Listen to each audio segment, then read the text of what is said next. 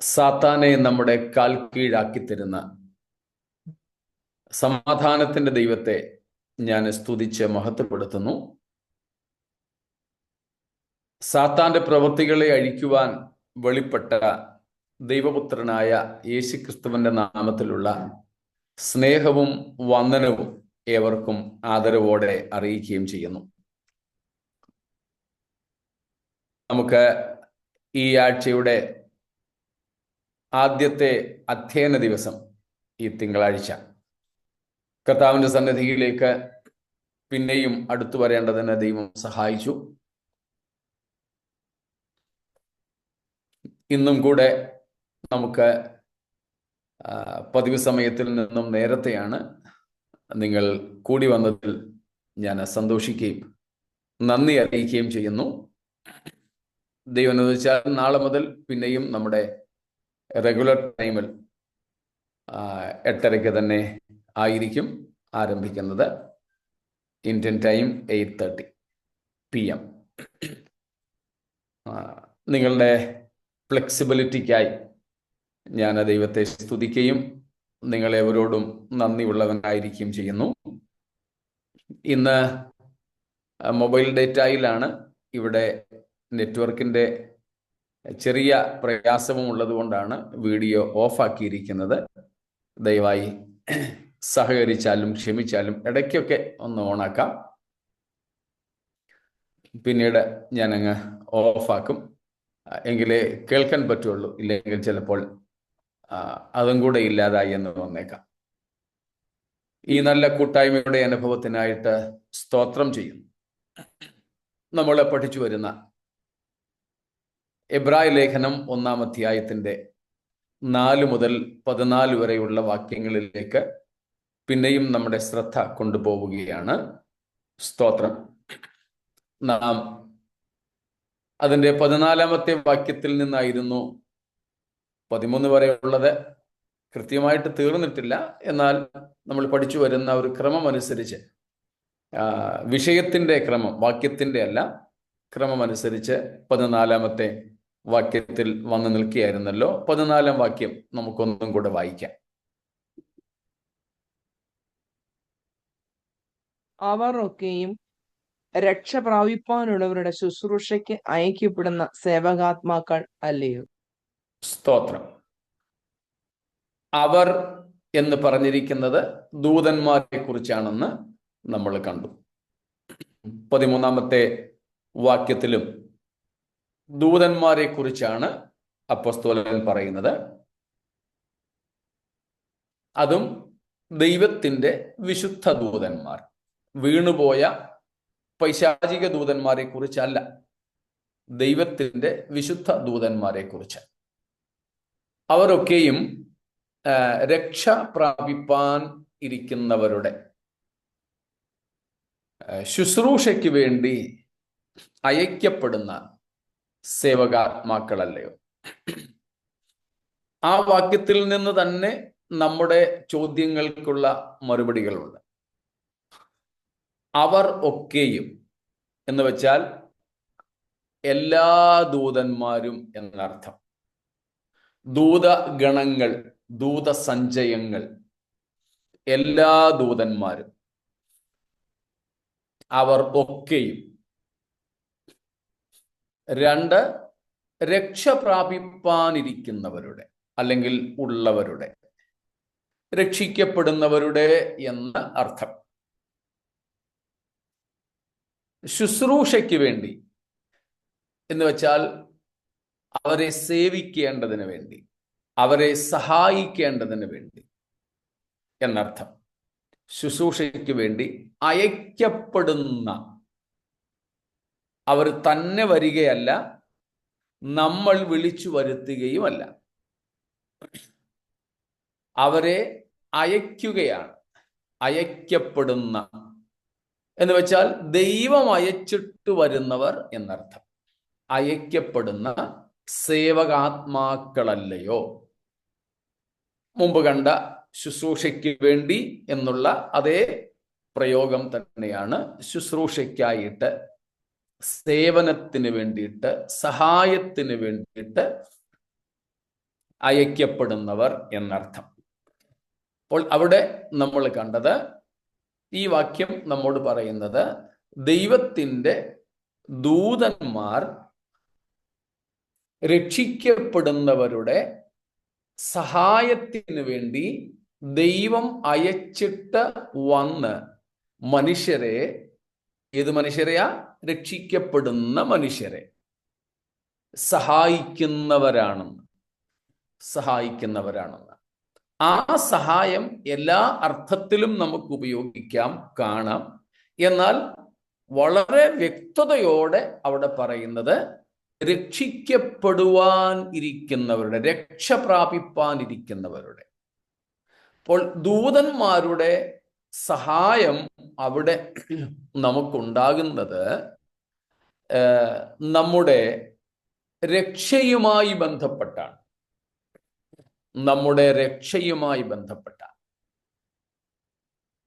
ഇനി ഏതർത്ഥത്തിലും ആയിക്കൊള്ളട്ടെ. പണ്ട് നമ്മുടെ അപ്പച്ചനുപദേശിമാര് പലരും അനുഭവിച്ചിട്ടുള്ളതുപോലെ, കനത്ത മഴക്കാലത്ത് കരകവിഞ്ഞൊഴുകുന്ന നദികളിൽ അക്കരെ ഇക്കരെ പോകാൻ അന്ന് കടത്തുവള്ളമേ ഉള്ളൂ. അന്ന് ബോട്ട് സർവീസ് മാത്രമേ ഉള്ളൂ. ബോട്ടും അല്ല, സാധാരണ ബോട്ടിന് വേറെന്തെങ്കിലും, വള്ളത്തിന് വേറെന്തെങ്കിലും പദമുണ്ടോയെന്ന് എനിക്കറിയില്ല. ബോട്ടെന്നൊക്കെ പറയുമ്പോൾ ഇന്ന് നമ്മുടെ മനസ്സിലുള്ള ബോട്ടാ. ആ ബോട്ടല്ല, വെറും ഇങ്ങനെ മനുഷ്യരെ, ഒരാൾ നിന്ന് വലിയ ബാമ്പു മുളയും കൊണ്ട് ഇങ്ങനെ തുഴഞ്ഞു പോകുന്ന വള്ളം, വള്ളക്കടം എന്നൊക്കെ അങ്ങനെ പറയുന്നത്, കടത്തുവള്ളം എന്ന് പറയും. കടത്തുവള്ളം. അന്ന് പിന്നെ ഈ ലഗേജസ്, ചരക്കുകൾ, സാധനങ്ങളൊക്കെ കൊണ്ടുപോകാനും ആൾക്കാരെ കൊണ്ടുപോകാനും ഒക്കെ അന്ന് വെറും വള്ളങ്ങൾ മാത്രമേ ഉള്ളൂ. അപ്പം ഈ നദികൾ കരകവിഞ്ഞൊഴുകുന്ന സമയങ്ങളിൽ ഒരു പാസ്റ്റർ ചിലപ്പോൾ അങ്ങോട്ട് രാവിലെ ശുശ്രൂഷയ്ക്കൊക്കെ പോയതാ, രാത്രി തിരിച്ചു വരുന്നു, ലൈറ്റും ഒന്നുമില്ല. അവിടെ നിന്ന് വള്ളക്കാരൊക്കെ പോയി, കാരണം അത്രയ്ക്ക് കുത്തൊഴുക്ക. അപ്പം അങ്ങനെ ഒഴുക്കുള്ളത് കൊണ്ട് നദിയിൽ, ആറ്റിൽ വള്ളങ്ങൾ കൊണ്ട് ആൾക്കാരെ അങ്ങോട്ടും ഇങ്ങോട്ടും കടത്താൻ സർവീസ് നിന്നു. ചില അനുഭവങ്ങളൊക്കെ നമ്മൾ കേട്ടിട്ടുണ്ട്. അങ്ങനെ ഉള്ള സമയങ്ങളിൽ ദൈവത്തിൻ്റെ ദൂതന്മാർ ചിലപ്പോൾ ഇറങ്ങി വന്ന് അവർക്ക് വേണ്ടി വള്ളവുമായി വന്നിട്ടുണ്ടെന്നും വള്ളത്തേൽ അവർ മാത്രമേ ഉണ്ടായിരുന്നുള്ളെന്നും സംസാരിച്ചൊക്കെ അങ്ങേക്കരയിൽ എത്തിക്കഴിഞ്ഞ് അതിന് 10 പൈസയും 25 പൈസയൊക്കെ കൂലിയുണ്ട്. കൂലി കൊടുക്കാൻ നോക്കിയപ്പം ആളുമില്ല, വള്ളവുമില്ല.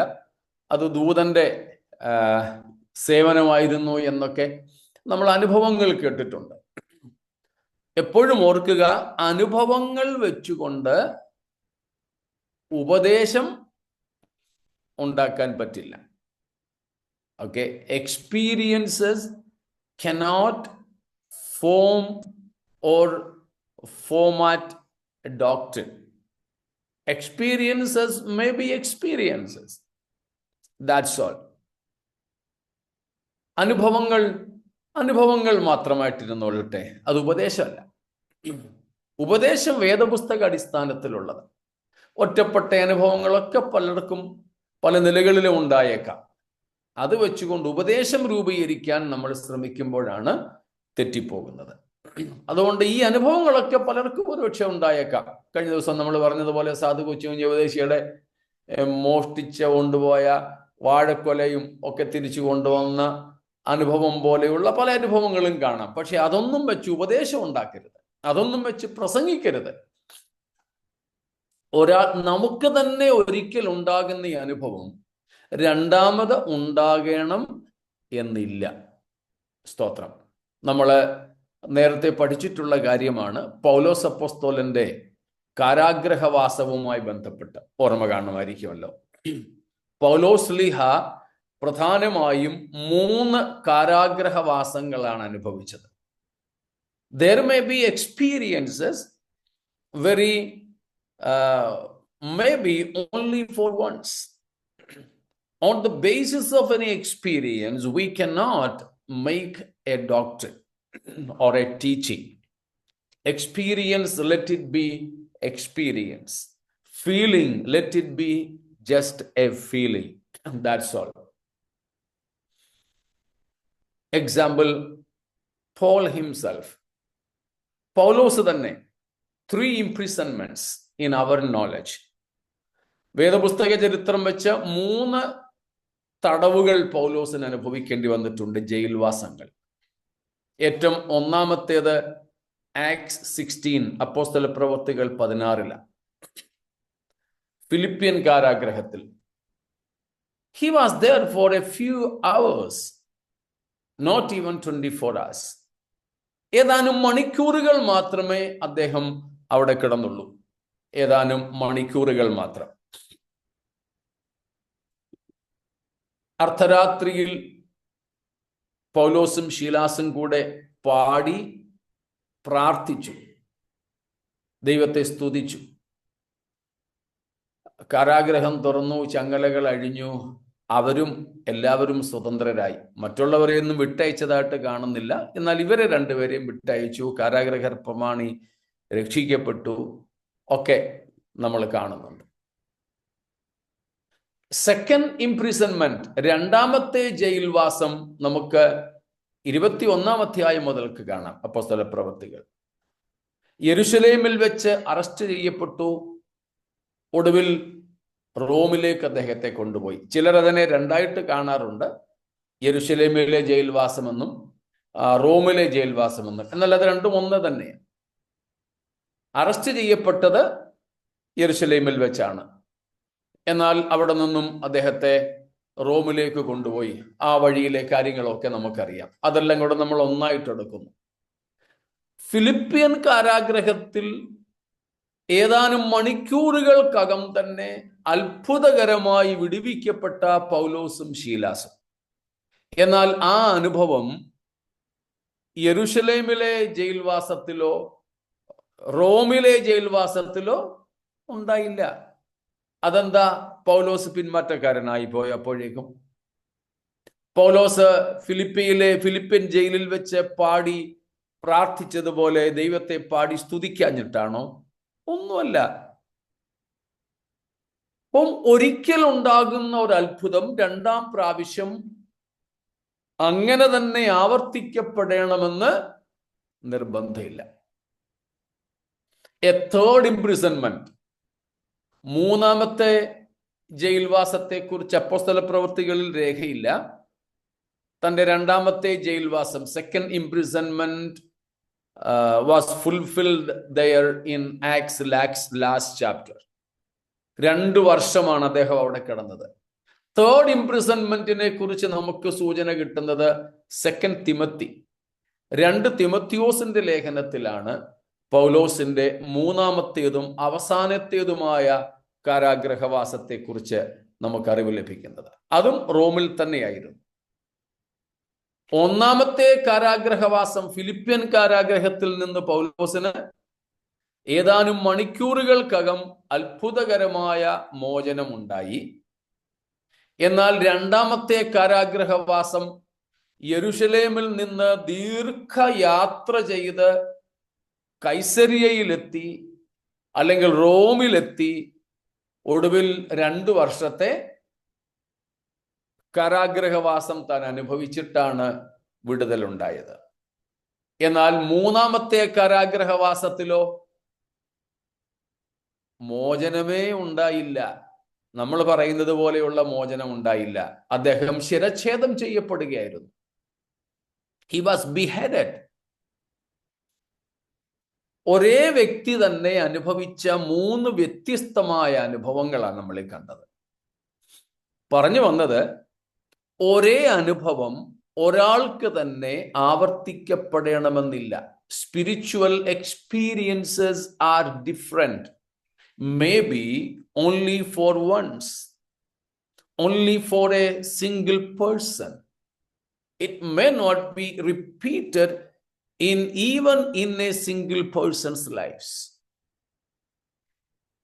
What is static is the teaching of the scripture, the apostolic teaching, the biblical doctrine.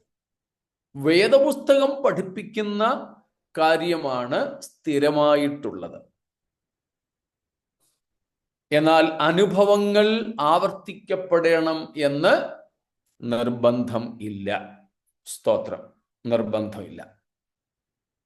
അതുകൊണ്ട് ഒരാളിന് ദൂതൻ ഇറങ്ങി വന്ന് വള്ളം കൊണ്ടുവന്നു എന്ന് കരുതി രണ്ടാമതൊരാള് എന്നാ പിന്നെ ഞാനും കൂടെ പോകാം എന്നും പറഞ്ഞു നിന്നാൽ ഒരു രക്ഷയില്ല. ഞാൻ നിങ്ങളോടൊരിക്കൽ പറഞ്ഞ കാര്യമാണ്, നിങ്ങൾക്ക് ഓർമ്മയുണ്ടോയെന്നറിയില്ല. ഞാൻ ബൈബിൾ സ്കൂളിൽ പഠിക്കുന്ന സമയത്ത് ഒരു ദൈവദാസൻ,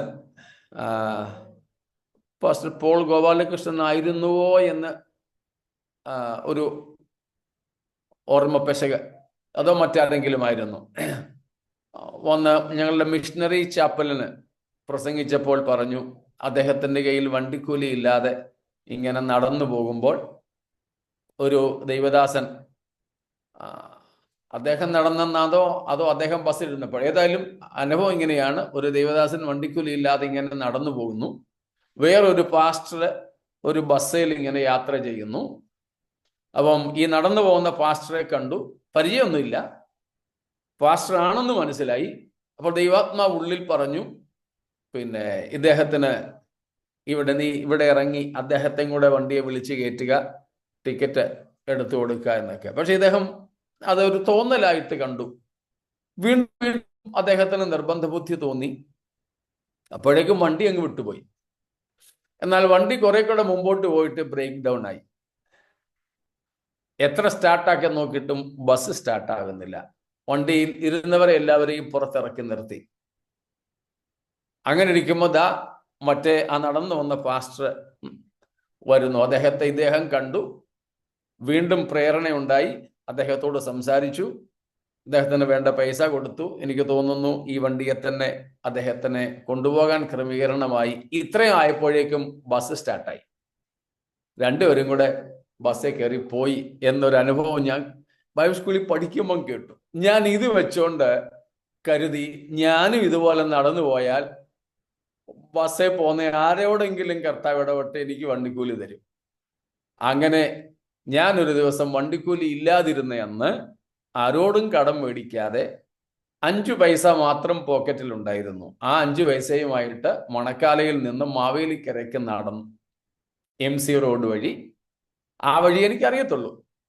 പന്തളത്ത് വന്ന് പന്തളത്ത് നിന്നും ലെഫ്റ്റിലേക്ക് പടിഞ്ഞാറോട്ട് നടന്നു. ഓരോ വണ്ടി പോകുമ്പോഴും എൻ്റെ പ്രതീക്ഷ ഇതിൽ ആരെങ്കിലും കാണും, ദൈവാത്മാവ് ആരോടെങ്കിലും സംസാരിക്കും. ഞാൻ നടന്ന് വീട്ടിലെത്തിയതല്ലാതെ എനിക്ക് വേണ്ടി ആരോടും ദൈവം സംസാരിച്ചില്ല. ആ 5 പൈസ കൊണ്ട് ഒരു നാരങ്ങാ മിഠായി മേടിച്ച് പകുതി കടിച്ച് വായിലിട്ട് ബാക്കി പോക്കറ്റിലിട്ട് ഇങ്ങനെ കടയിൽ നിന്നൊക്കെ പച്ചവെള്ളം മേടിച്ച് കുടിച്ച് നടന്നു പോയതല്ലാതെ എൻ്റെ അനുഭവം ഇങ്ങനെയാ. മറ്റൊരാൾക്ക് വേണ്ടി ദൈവം ഇങ്ങനെ ചെയ്തെന്ന് കരുതി എനിക്ക് വേണ്ടി അങ്ങനെ ചെയ്യണമെന്ന് നിർബന്ധമില്ല. അതെല്ലാം ദൈവത്തിൻ്റെ പരമാധികാരത്തിൽപ്പെട്ടിരിക്കുന്ന കാര്യങ്ങളാണ്. ദൂതന്മാരെ അയക്കുന്നതും ദൂതന്മാരുടെ സേവനം നമുക്ക് ലഭ്യമാക്കുന്നതും ഇതെല്ലാം ദൈവത്തിൻ്റെ പരമാധികാരത്തിൽപ്പെട്ട കാര്യങ്ങളാണ്. നമുക്ക് ദൂതന്മാരോട് കൽപ്പിക്കാനുള്ള അധികാരം ദൈവം നൽകിയിട്ടില്ല. സ്തോത്രം. നമ്മൾ പറയുന്നത് കേൾക്കാനല്ല ദൈവത്തിൻ്റെ വിശുദ്ധ ദൂതന്മാർ. ഒരുപക്ഷെ ദുരാത്മാക്കളോട് നാം കർത്താവിന്റെ നാമത്തിൽ കൽപ്പിച്ചാൽ അവയനുസരിക്കും. എന്നാൽ ദൂതന്മാരോട്, വിശുദ്ധ ദൂതന്മാരോട് അങ്ങനെ കൽപ്പിക്കും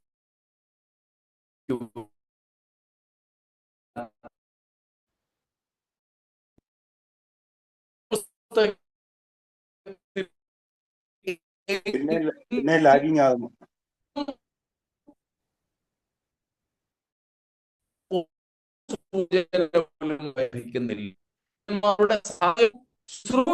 ലഭിച്ചിട്ടുണ്ട്. അതിൽ തന്നെയാണ്. അല്ലാതെ നമുക്ക് ദൂതന്മാരോട് കൽപ്പിക്കുവാൻ എങ്ങുമേ ഉപയോഗിക്കുന്നില്ല. അതായിരുന്നു നാം ശനിയാഴ്ച രാത്രിയിൽ ചിന്തിച്ചു കൊണ്ടിരുന്നത്. സ്തോത്രം. അതേ സംബന്ധിച്ച് മറ്റെന്തെങ്കിലും ചോദിക്കാനോ പറയാനോ വല്ലതും ഉണ്ടെങ്കിൽ ആകാം, ഇല്ലെങ്കിൽ നമുക്ക് മുന്നോട്ട്.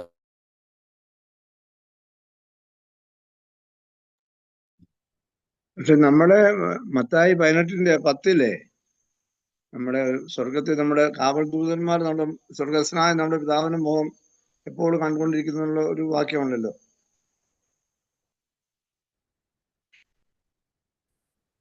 ഭാഷ കേൾക്കണേ? കേൾക്കാമോ? എന്റെ കട്ടായി പോയായിരുന്നു. ഞാനൊരു കാര്യം ചോദിച്ചോട്ട് കേൾക്കാമോ? ഇപ്പൊ കേൾക്കാം.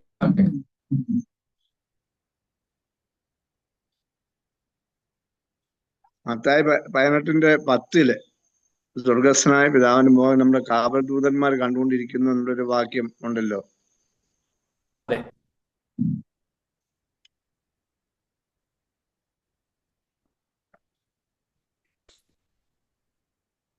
കേൾക്കാമോ?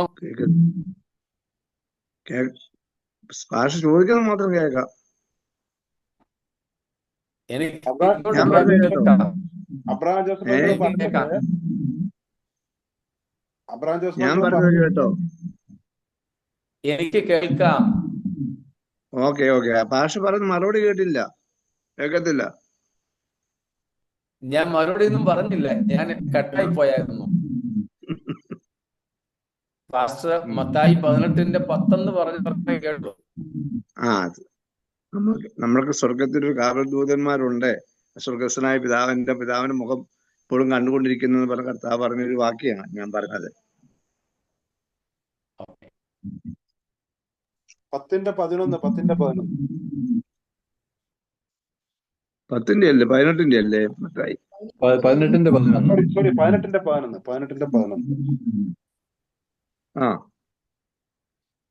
ശരി 11. ദൂതന്മാർ സ്വർഗസ്ഥനായ എന്റെ പിതാവിന്റെ മുഖം എപ്പോഴും കാണുന്നു എന്ന് ഞാൻ നിങ്ങളോട് പറയുന്നു.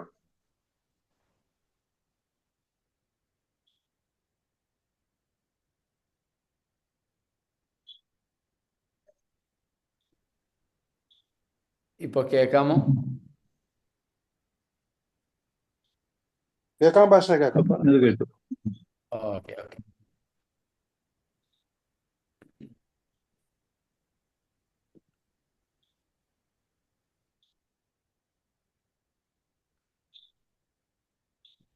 ഇടയ്ക്കിടയ്ക്ക് കട്ടായി പോയതുകൊണ്ട് ഉള്ള ബുദ്ധിമുട്ടാ. ഇപ്പൊ കേൾക്കാൻ ഞാൻ കരുതുകയാണ്.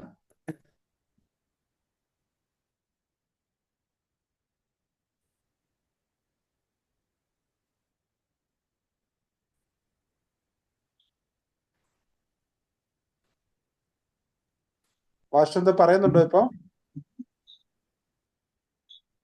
ഓക്കെ.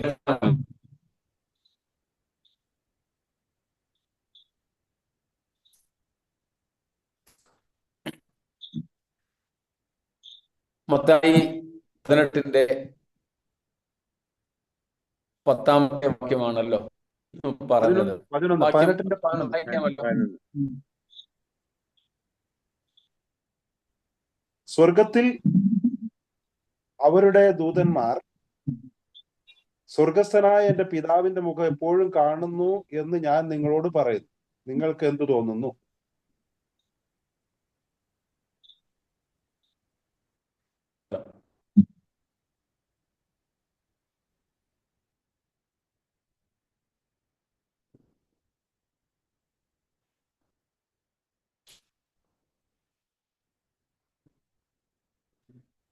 ഭാഷ കേൾക്കാമോ? കേൾക്കാം. 11 വാക്യം വായിച്ചു. രണ്ടാമത് വായിക്കണോ? ഒന്നും കൂടെ വായിച്ചോ. വായിക്കാം. രണ്ടാമത് സ്വർഗത്തിൽ അവരുടെ ദൂതന്മാർ 10-11 കൂടെ വായിച്ചു. 10 കൂടെ ചേർത്ത് വായിച്ചു. ഓക്കെ. ഈ ചെറിയവരിൽ ഒരുത്തനെ തുച്ഛീകരിക്കാതിരിപ്പാൻ സൂക്ഷിച്ചുകൊള്ളുവീൻ. സ്വർഗത്തിൽ അവരുടെ ദൂതന്മാർ സ്വർഗസ്ഥനായ എന്റെ പിതാവിന്റെ മുഖം എപ്പോഴും കാണുന്നു എന്ന് ഞാൻ നിങ്ങളോട് പറയുന്നു. നിങ്ങൾക്ക് എന്തു തോന്നുന്നു?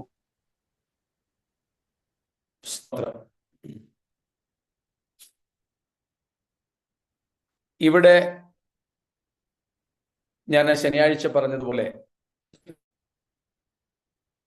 ഇസ്രായേലിന്റെ അല്ലെങ്കിൽ യഹൂദന്മാരുടെ പൊതുവായ ഒരു വിശ്വാസം ഉണ്ടായിരുന്നു. സ്വർഗത്തിൽ ഓരോ നാടിനും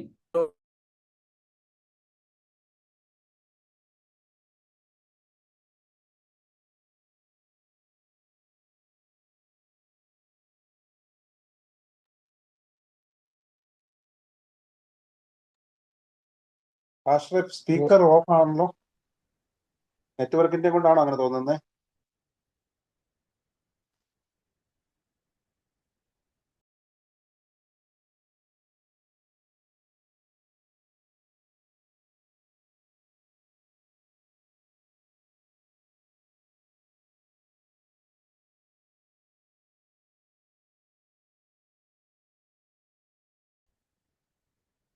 കേൾക്കാൻ പറ്റുന്നില്ലേ?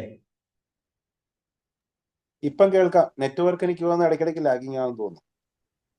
നെറ്റ്വർക്ക് ഇഷ്യൂ ആണ്, നെറ്റ്വർക്കിന്റെ പ്രശ്നം. അതെ, അതുകൊണ്ടാണ്.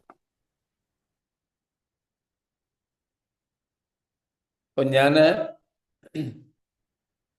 ശനിയാഴ്ച പറഞ്ഞതുപോലെ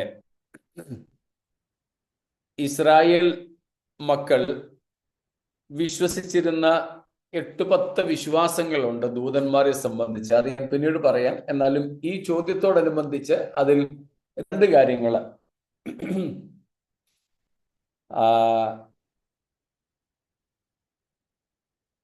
അല്ലെങ്കിൽ യഹൂദന്മാരുടെ വിശ്വാസം, every nation had it's guardian Angel had the presidency over it. വസിച്ചിരുന്നത് ഓരോ രാജ്യത്തിനും, ഓരോ ദേശത്തിനും, ഓരോ നാടിനും അവരുടെ കാവൽ ദൂതന്മാർ ഉണ്ടായിരുന്നു എന്നാണ്. അടുത്തത് അവരുടെ വിശ്വാസം, every individual had A guardian Angel. ഓരോ വ്യക്തികൾക്കും അവരുടെ കാവൽ ദൂതന്മാർ ഉണ്ടായിരുന്നു എന്ന് വിശ്വസിക്കപ്പെടുന്നു. അതാണ് നാം ഇവിടെ മത്തായി 18-10-11 വാക്യങ്ങളിൽ കാണുന്നത്.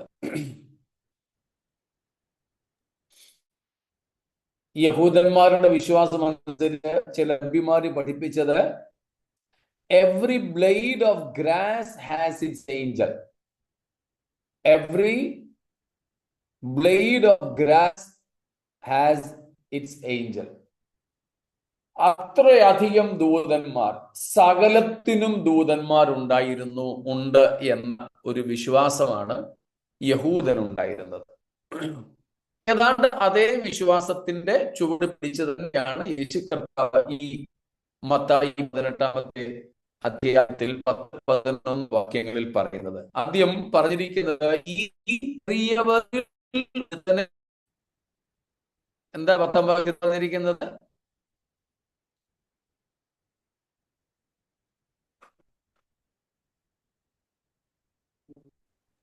പത്താം വാക്യത്തിൽ ഇങ്ങനെ പറയുന്നു, ഈ ചെറിയവരിൽ ഒരുത്തനെ തുച്ഛീകരിക്കാതിരിപ്പാൻ സൂക്ഷിച്ചുകൊള്ളുവീൻ. തുച്ഛീകരിക്കാതിരിപ്പാൻ. ആരായി ചെറിയവർ എന്നോട് പറയുന്നത്? നമുക്കറിയാം, ദൈവമക്കൾ എന്ന ഒറ്റ വാക്കിൽ പറയാം. മനുഷ്യരുടെ മുമ്പിൽ പ്രത്യേക സ്ഥാനവും മാനവും അധികാരവും അംഗീകാരവും ഒന്നുമില്ലാത്ത മനുഷ്യരാൽ, സാധാരണ മനുഷ്യരാൽ തുച്ഛീകരിക്കപ്പെടുന്നവരാണ് ഇവർ എന്ന് നമുക്ക് മനസ്സിലാക്കാനായിട്ട് സാധിക്കും. അപ്പം ഇവിടെ കർത്താവ് പറയുന്ന ചെറിയവർ അല്ലെങ്കിൽ ഏറ്റവും ചെറിയവർ, they are believers in Christ, true followers of Christ, true disciples of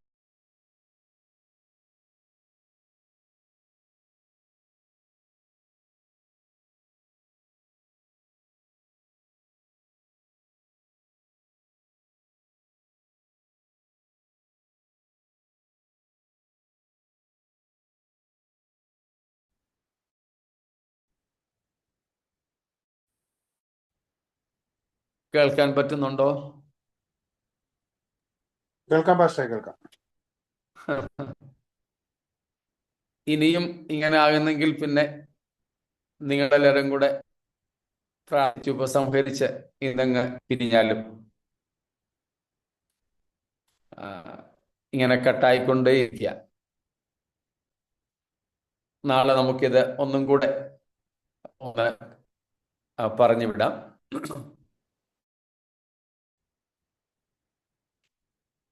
ഇനിയും കട്ടാകുന്നത് വരെ ഞാൻ ജസ്റ്റ് സംസാരിക്കാം. ഈ കാര്യങ്ങൾ നമുക്ക് നാളെ വേണമെങ്കിൽ ഒന്നും കൂടെ ആവർത്തിക്കാം. അപ്പോൾ ഇത് ഏറ്റവും ചെറിയെന്ന് പറഞ്ഞിരിക്കുന്നത് മനുഷ്യരുടെ മുമ്പിൽ ഒരു വിലയും നിലയും ഇല്ലാത്തവർ, പക്ഷേ ദൈവം മാന്യരെന്ന് അംഗീകരിച്ചിട്ടുള്ളവർ. ദൈവം മാന്യരെന്ന് അംഗീകരിക്കുവാൻ വേറെ ഒന്നുമല്ല, കാരണം അംഗീകരിച്ചു എന്നുള്ളത് തന്നെ. അതുകൊണ്ട് ദൈവ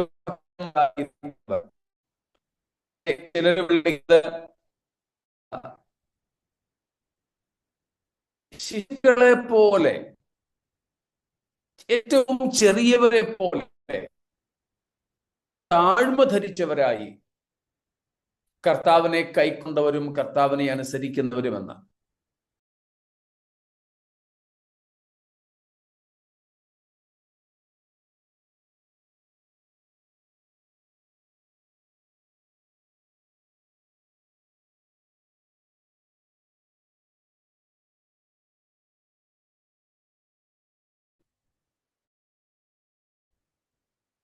കേൾക്കുന്നുണ്ടോ? കേൾക്കാം പാസ്റ്ററെ, കേൾക്കാം. ഇങ്ങനെ മുറിഞ്ഞു പോവുക. എന്നാൽ പിന്നെ ഇനിയുള്ള സമയം കർത്താവിന്റെ ദാസന്മാർ അല്പസമയം ഉപയോഗിച്ചിട്ട് നിങ്ങൾ അവസാനിപ്പിച്ചാട്ടെ.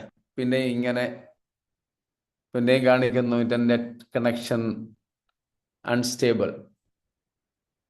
ദയവ് വെച്ചാൽ നമുക്ക് നാളെ നമ്മുടെ പൊതുസമയത്ത് കണ്ടുമുട്ടാം.